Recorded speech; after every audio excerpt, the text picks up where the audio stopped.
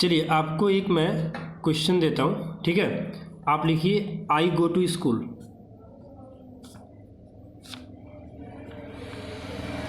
ठीक है।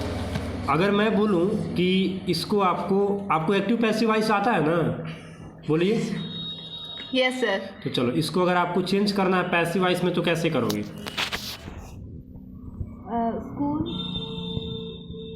School is gone by मी। आपको लगता है कि सही है? Yes sir.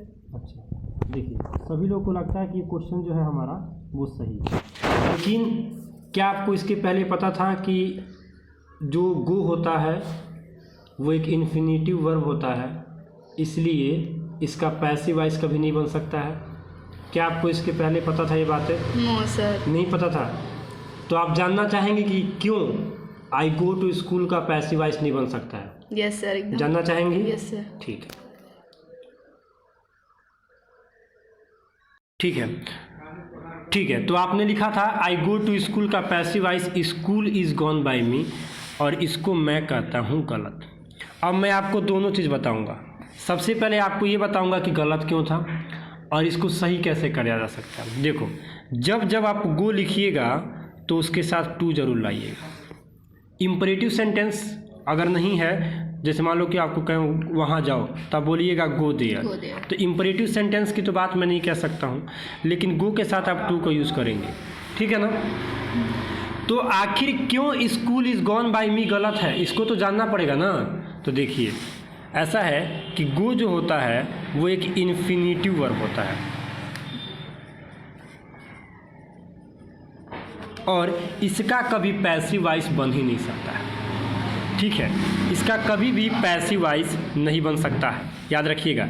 इसीलिए अगर मैं यहाँ पे लिखूँ कि आई अटेंड, तो इसको आप क्या लिख सकते हो? आई अटेंड द स्कूल लिख सकते हो। अब इसको अगर पैसिव वॉइस बनाना है तो बहुत सिंपल है, स्कूल इज अटेंडेड बाय मी। अब ये सही हो सकता है, लेकिन कभी भी गो के साथ अगर टू आता है, मतलब गो के साथ टू तो आएगा क्योंकि ये आपको डेस्टिनेशन बताएगा, तो उसका पैसिव वॉइस नहीं बनता, याद रखना। अब चाहे ऐसे भी आ जाए कि he is going to school, तो इसको भी आप जल्दी से बहुत सारे बच्चे बना देंगे कि school is being gone by him, जबकि गलत है।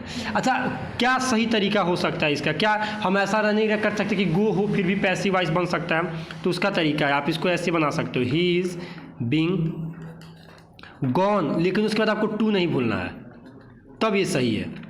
समझ में आया कुछ? गो के आगे मतलब हाँ, चेंज करेंगे तो टू लगा। हाँ, टू लगा देंगे। समझ में आ रहा है ना? तो अगर आप ऐसे करते हो तो आपका ये चीज़ गलत नहीं होगा, याद रखना। समझ में आ गया ना? हाँ, तो अब आप लोग को समझ में आ गया।